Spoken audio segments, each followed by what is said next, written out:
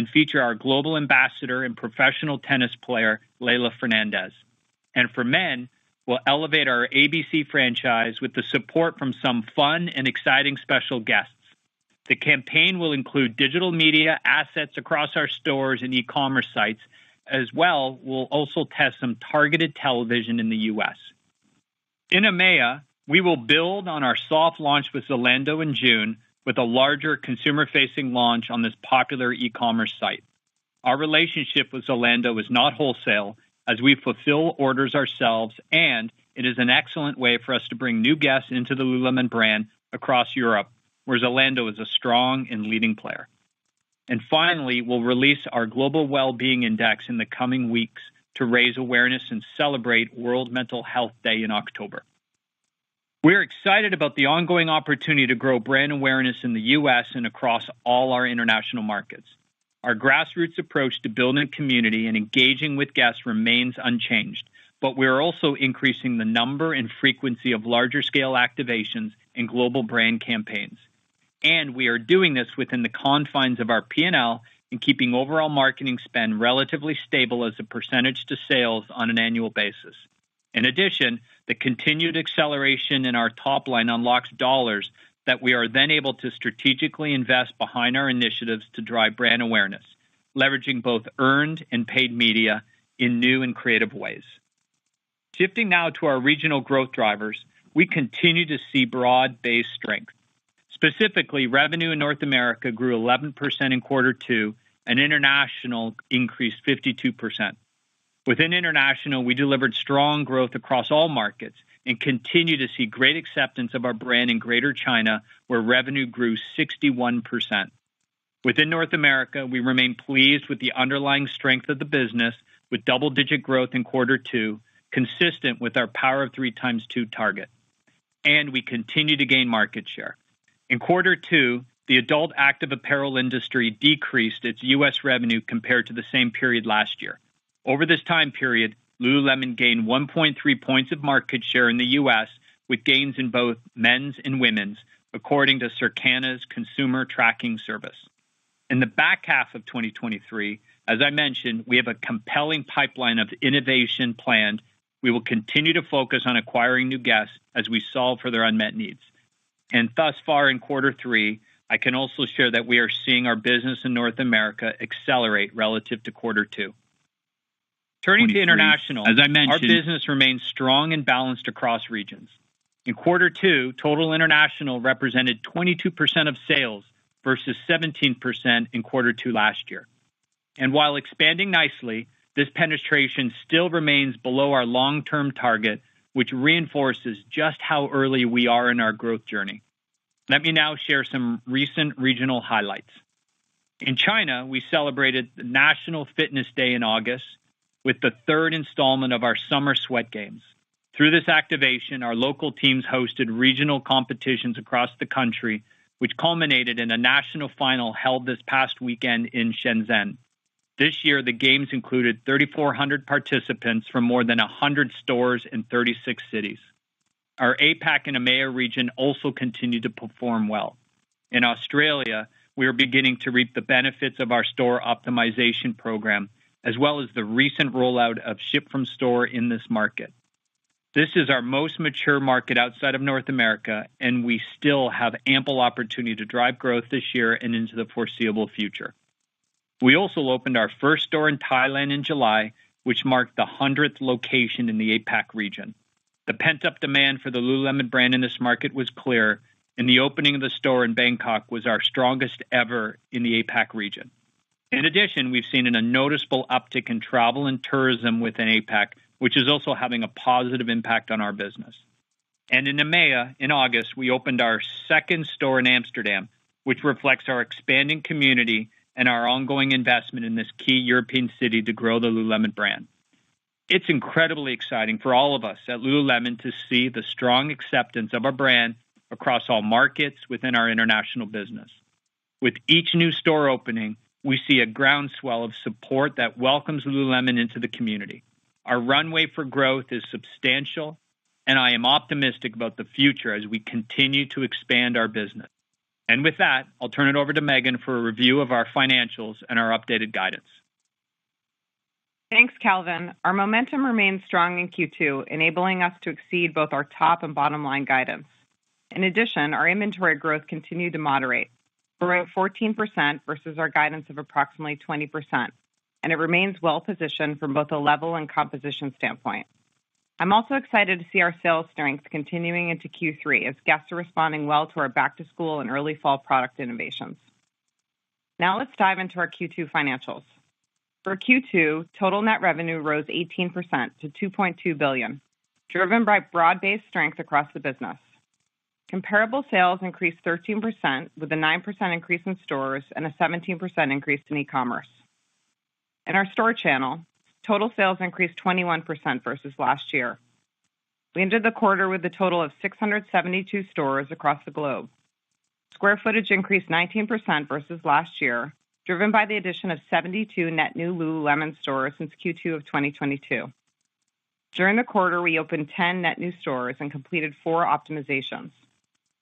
In our digital channel, revenues totaled $894 million, or 40% of total revenue. Within North America, revenue increased 11% versus last year. Within international, we saw a 52% increase versus last year, with Greater China increasing 61%. And by category, women's revenue increased 16% versus last year, men's increased 15%, and accessories grew 44%. It's also great to see ongoing strength in traffic across both channels. In both stores and digital channels, traffic increased over 20%. This speaks to the strength of our omni operating model as we engage with our guests in ways most convenient to them. Gross profit for the second quarter was $1.3 billion, or 58.8% of net revenue, compared to 56.5% of net revenue in Q2 2022. The gross profit rate in Q2 increased 230 basis points versus last year and was driven primarily by the following: a 330 basis point increase in overall product margin resulting from freight favorability. We remain pleased with the product margin strength we continue to realize on top of strong gains over the last several years. The combination of product and supply team costs and occupancy deleveraged 70 basis points in the quarter, driven predominantly by ongoing investment in product development and supply chain. We also saw 30 basis points of unfavorable impact from foreign exchange. Moving to SG&A, our approach continues to be grounded in prudently managing our expenses while also continuing to strategically invest in our long-term growth opportunities. SG&A expenses were approximately $817 million, or 37% of net revenue, compared to 35.4% of net revenue for the same period last year. We achieved better than expected deleverage in the quarter, driven predominantly by our top-line strength, while continuing to invest behind our strategic initiatives to build brand awareness, among additional investments we've accelerated to fuel our Power of 3x2 roadmap.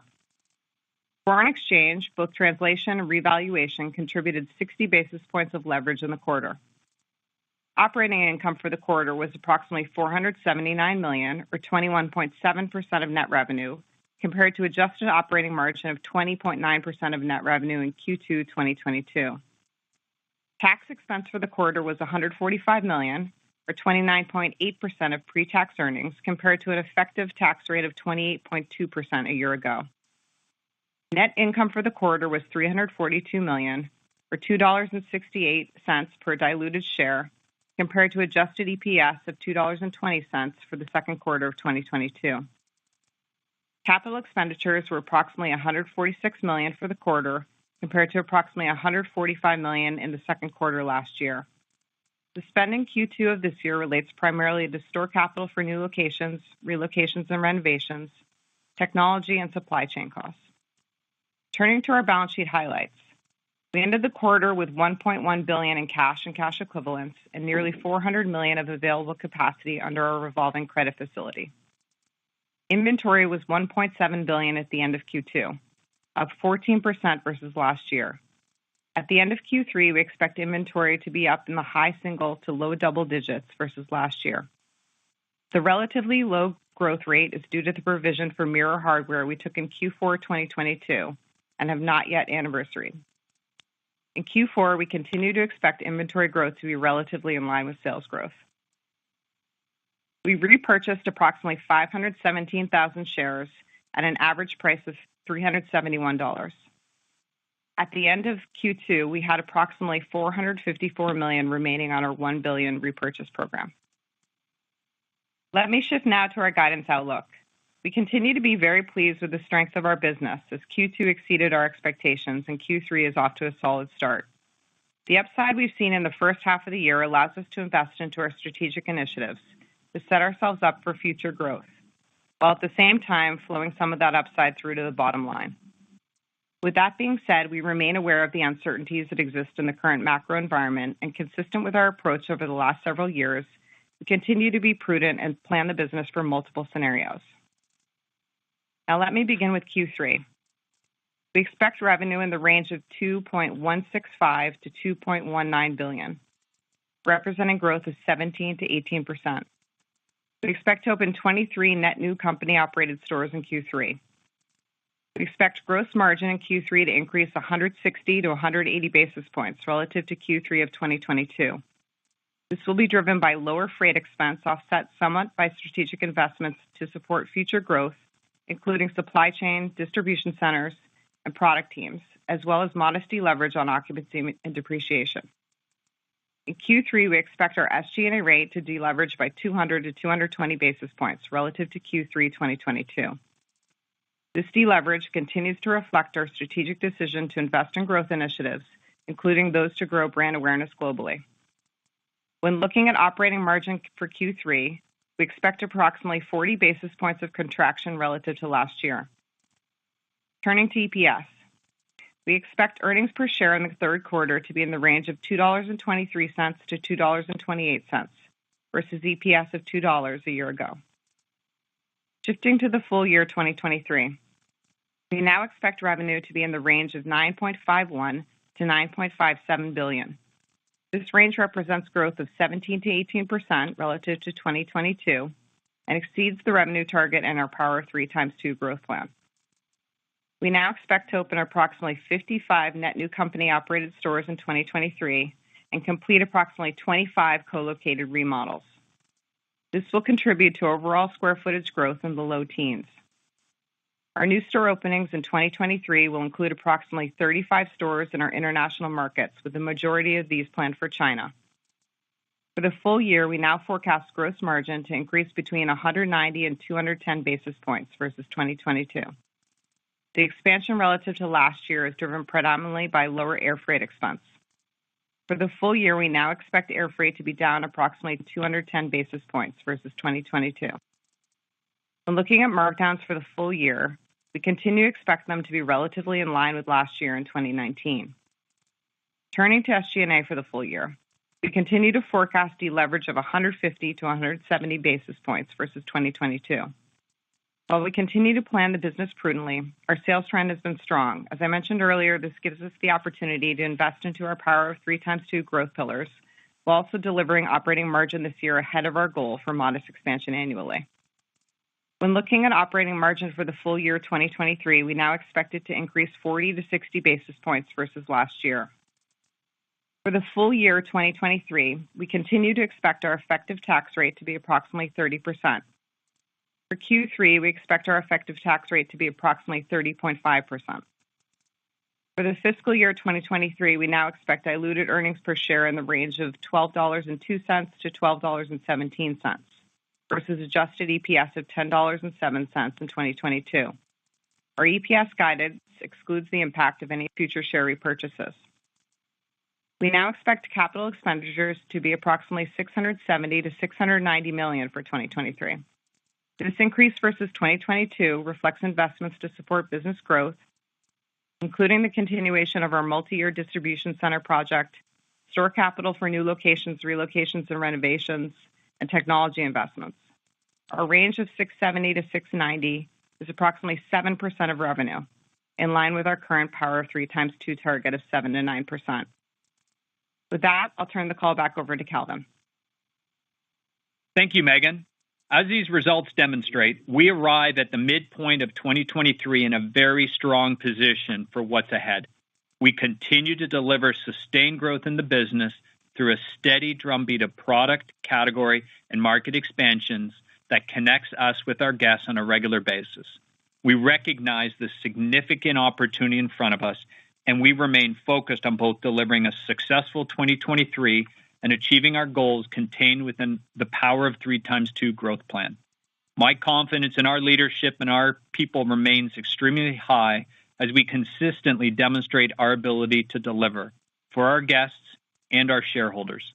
I'm grateful to the many teams across Lululemon who champion our brand every day and make these results possible. And now we look forward to taking your questions. Operator? Thank you. We will now begin the question and answer session. Analysts who wish to join the question queue may press star, then 1 on the telephone keypad. You will hear a tone acknowledging your request. If you're using a speakerphone, please pick up your handset before pressing any keys. To withdraw your question, please press star, then 2. The first question comes from Matthew Boss with JP Morgan. Please go ahead. Thanks, and congrats on another nice quarter. So, Calvin, could you elaborate on the broad-based global strength, notably customer demand that you saw in North America and China as the second quarter progressed? And then on more recent trends, could you just speak to drivers of the strong August momentum and the acceleration that you cited in North America? Great. Thanks, Matt. Similar to the success through the first half of this year, which is really driven from our core product as well as our new innovation across both performance and OTM categories, across both women's and men's.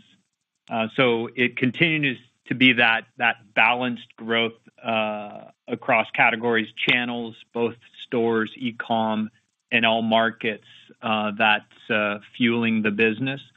And heading into Q3, there's really no change to that formula. And the team is doing a wonderful job, and guests are responding to the new innovation that we are launching. I referenced a few on the call, the soft jersey, steady state for him. We have some exciting innovation still to come. So I think it's just a continuation of low unaided brand awareness, and we are launching initiatives to get at that opportunity, incredible product opportunity, and the team's delivering on that on unmet needs. And our international business, which in addition to North America, is still performing very strongly, double-digit, in line with our Power of 3x2 growth targets, seeing acceleration across every market in the globe we're in. So it really is a reflection of my consistent message of us being early innings and balanced growth across all opportunity we have, and a team that's delivering on that potential. That's great. And then, Megan, could you just speak to the overall health and composition of your current inventory position as we head into the back half?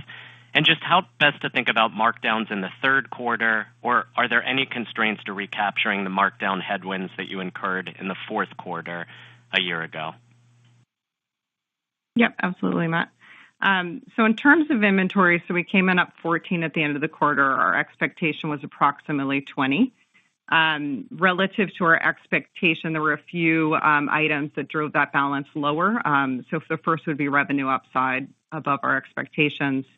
Second, being lower air freight costs. And then the third being some timing implications.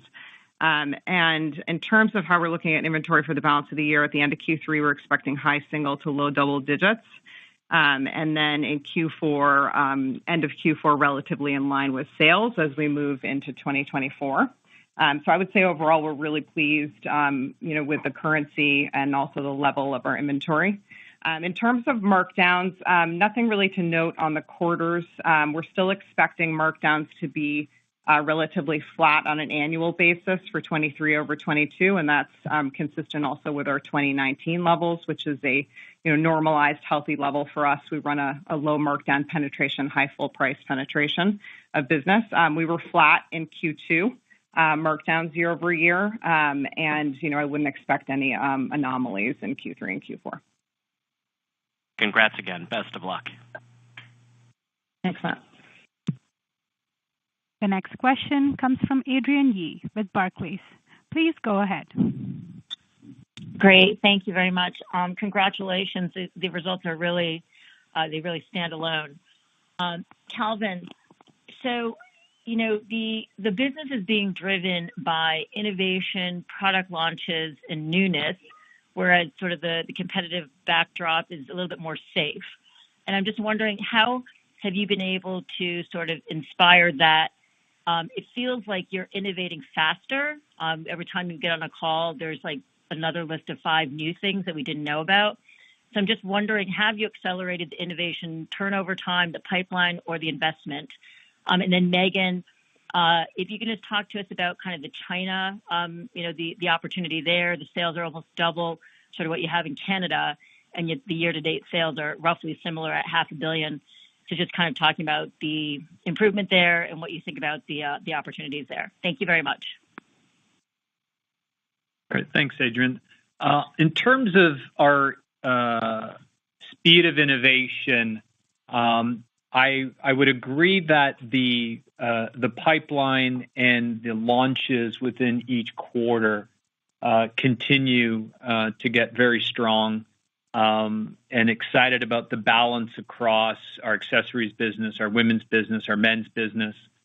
I think it is an execution of a very deliberate innovation strategy that we've been working through the Power of Three and into the Power of 3x2 strategy.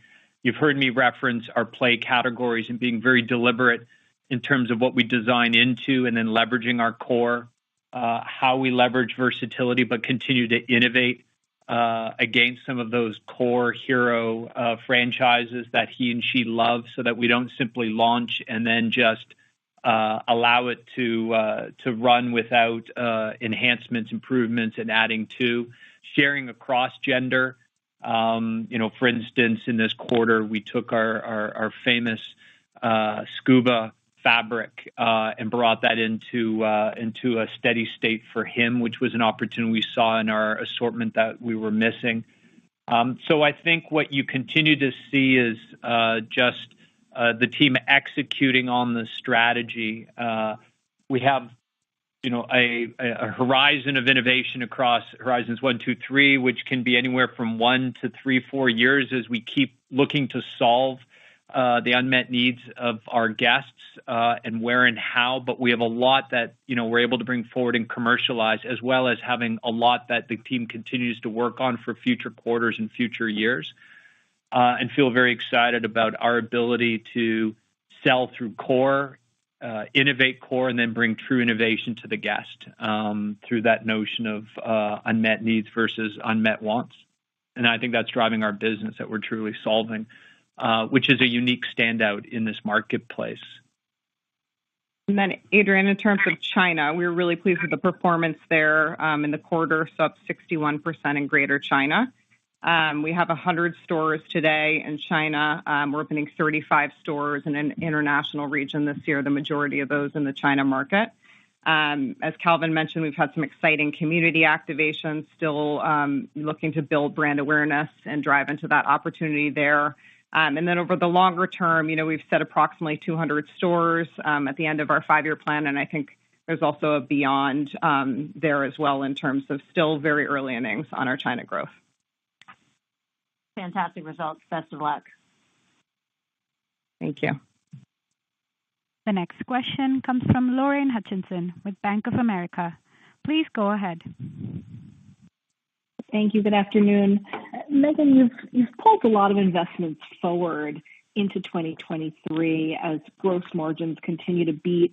Can you give us some examples of the most successful investments, and then also talk to your ability to generate leverage on this line item as we move into 2024? Absolutely. Hi, Lorraine. So, we've been really excited with the revenue momentum we've had, and then also the progress that we've made on recouping air freight expense. So, our guidance now on revenue, 17 to 18% growth ahead of our original target, and then a margin guiding to 190 to 210 basis points, with air freight really being the driver there. So what it's done is it's given us the ability to invest behind our Power of 3x2 roadmap. So that would include market expansion, notably international, specifically China, as a key focus there, improving guest experience and omni capabilities, and then foundational investments to drive the business forward. And I think coupled with that, what we're really excited with is, you heard us talk on Analyst Day about the tremendous opportunity we have in brand awareness.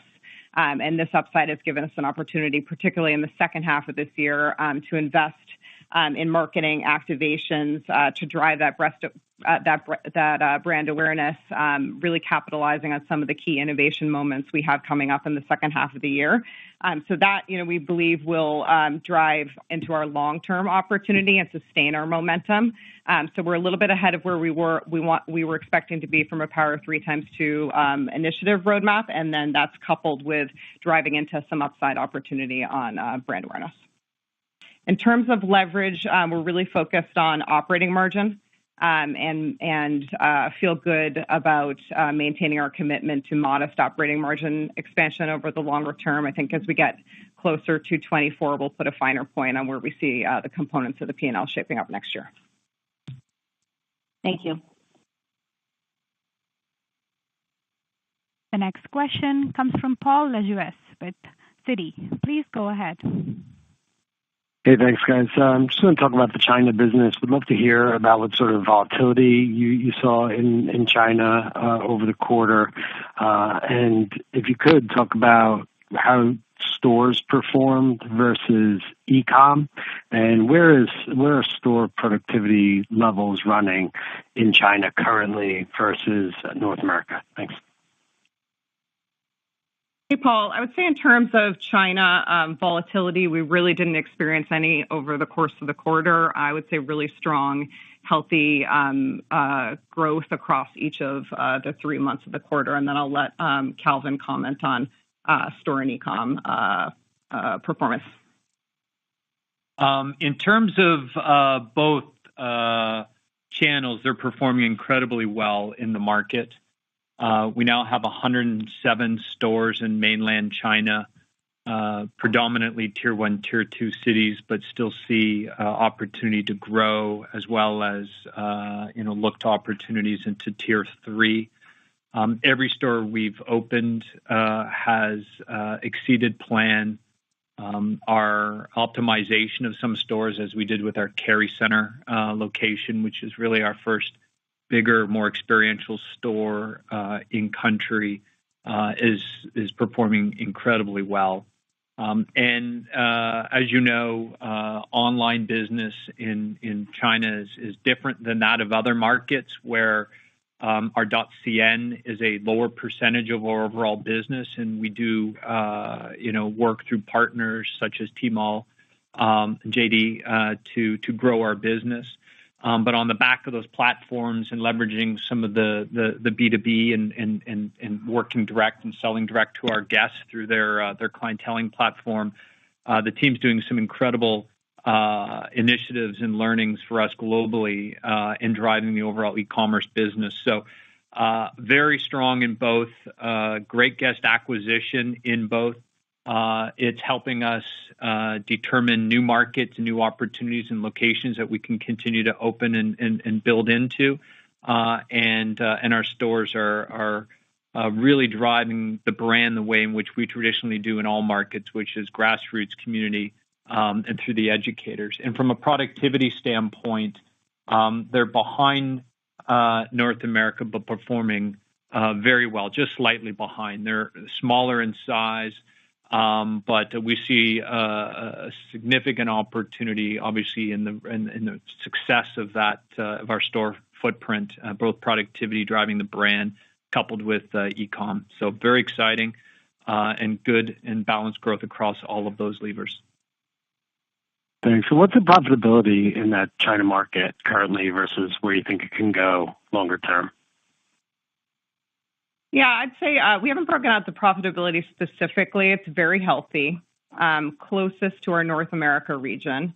I think in the near term, what we're really focused on is capitalizing on the opportunity we have in that market, not necessarily maximizing that operating margin, but that would present an opportunity also over the long term as we scale that market. Thanks, guys. Good luck. Thank you. The next question comes from John Kernan with TD Cowen. Please go ahead. Excellent. Good afternoon, and thanks for taking my question.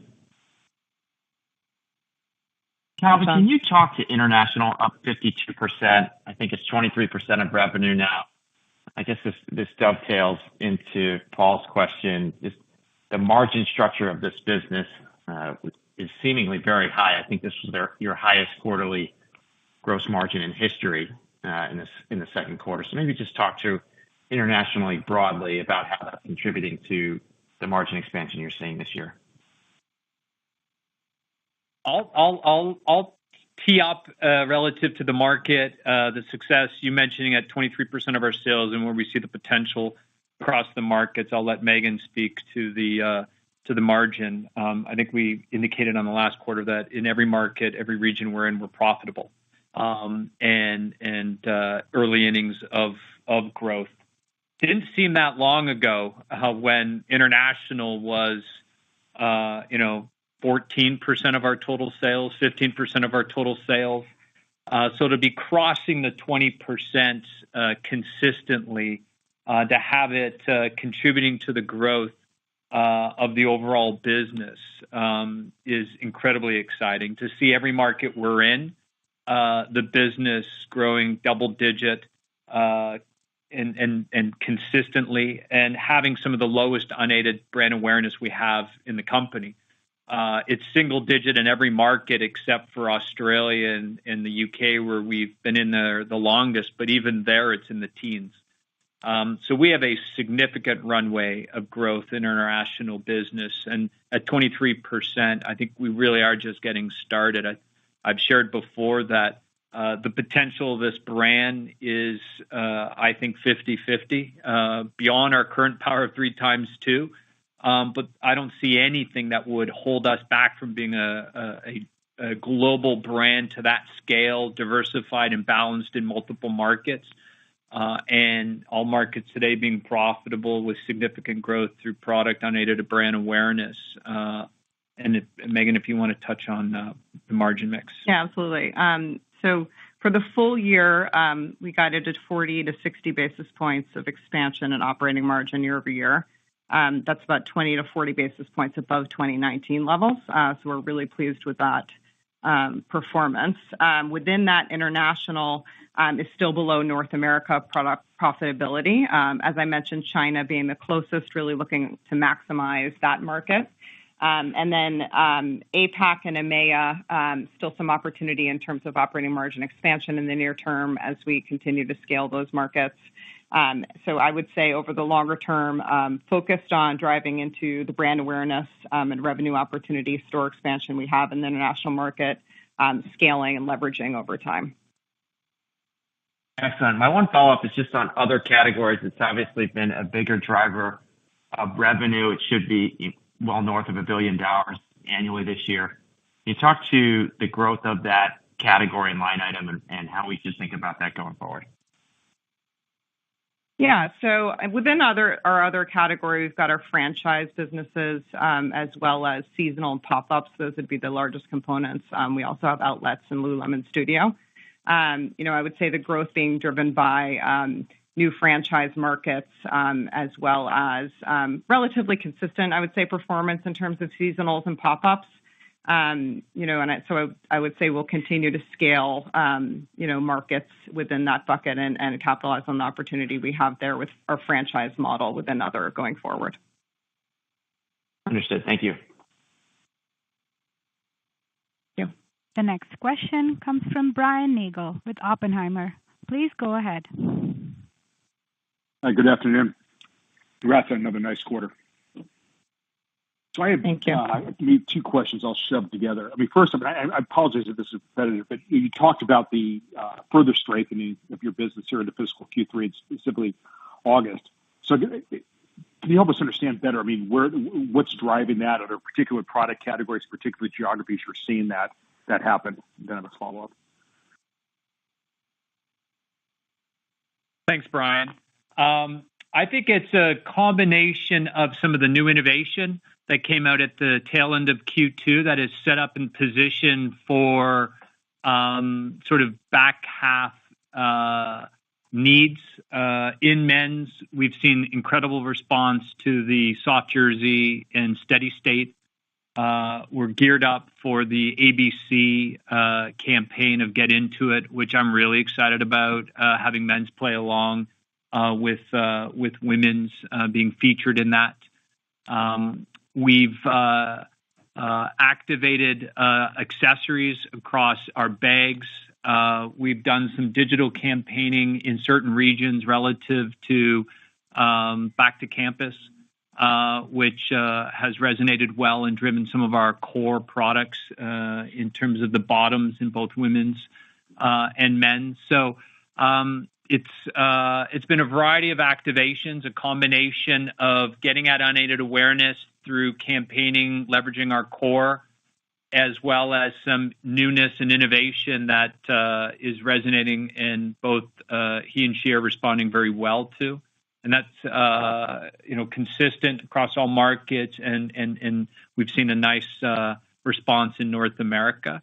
So it's a similar formula, similar approach to that, really driven, I think, from a North American business that's responded well, I think, as we head into the fall and back to campus.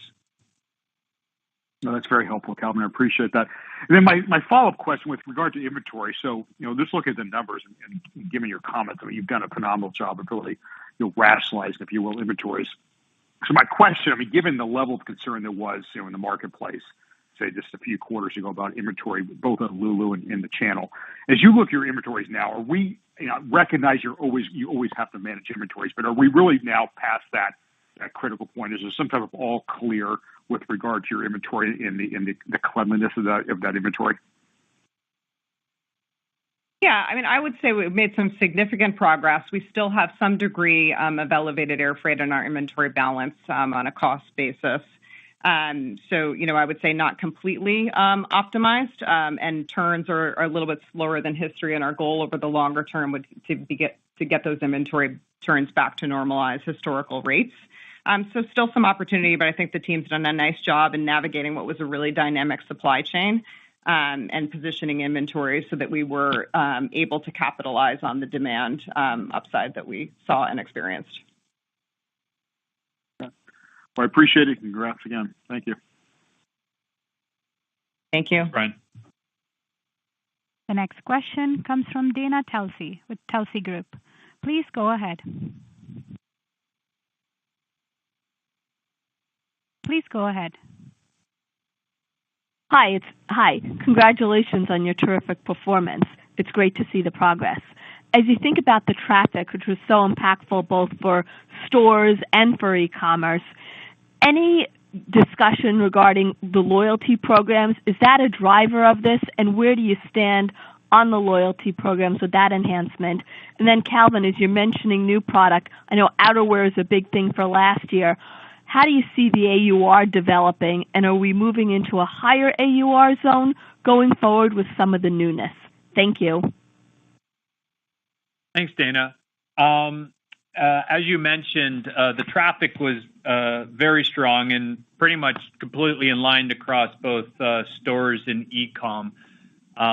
So continuing to drive that omni strategy and have the guests connect with us wherever is convenient for them has been a strategy of ours and continues to resonate and drive our business.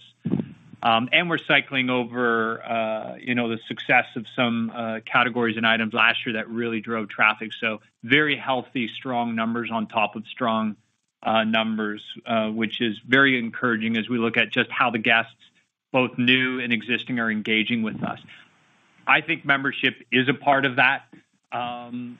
We've had it before membership, but what the membership program obviously is allowing us is more deliberate ways to engage with that guest. And I mentioned that it's not going to be a number we consistently share, but I will indicate that the program continues to far exceed our expectations. We launched this less than a year ago, and we now have 12 million of our guests signed up in North America to the Essentials membership program, which is a significant unlock for us, our teams. It allows us to play into our strength of community, relationship, allows us to leverage benefits that are unique to that guest, to that member, and allows us to interact with data and communicate with them. That is very effective for our digital marketing teams as well as our store teams, and look at the history and assist the guests in the way in which we do. So it is an exciting new program for us that we have a lot of ideas and initiatives planned how we will continue to leverage. I think it's a part of it. I wouldn't point all to it. I think ultimately it's the success of the brand, success of our product and product innovation, why the guest comes to Lululemon, and we see that continuing through for the Power of 3x2 period and beyond. Thank you. Thanks, Dana. The next question comes from Ike Boruchow with Wells Fargo. Please go ahead. Hey, just two clarification questions for me. Just on the quarter-to-date North America acceleration, is that total revenue, comp, or both? And then on China, 60% growth is great. Just kind of curious in terms of the revenue guidance for the remainder of the year. What kind of growth rate are you guys baking in for China for the back half? Thanks. Thanks, Ike. So in terms of the acceleration in North America specifically, it would be total and comp. In terms of China, we haven't broken out the second half of the year by region, but we are coming off a very strong performance, 61% growth in Q2 in Greater China, and feeling well positioned as we move into the second half of the year. As I mentioned, 107 stores in China today, 35 stores international, and the majority of those being China openings. And I would say, we're pleased with our performance in China as we move into this. Great, thanks. Yeah. The next question comes from Brooke Roach with Goldman Sachs. Please go ahead. Good afternoon, and thank you for taking our question. Calvin, I was hoping you could elaborate on the composition of North America growth between new and existing customers. How are those customer cohorts performing as they enter the brand? And are you seeing any difference in customer behavior by age or income demographic? Thanks, Brooke. In terms of the overall composition, I'll speak directly to sort of how we view the cohorts. And I think I've mentioned before that the new guest cohorts are performing and behaving very similar to how that cohort has behaved in past quarters, past years. That's very encouraging for us because we did see through the success last year of the Everywhere Belt Bag that it did pull in a younger guest to see them in the cohort, and that cohort behaving similar nature of how they engage, the frequency of engagement, and the migration of their spend is encouraging.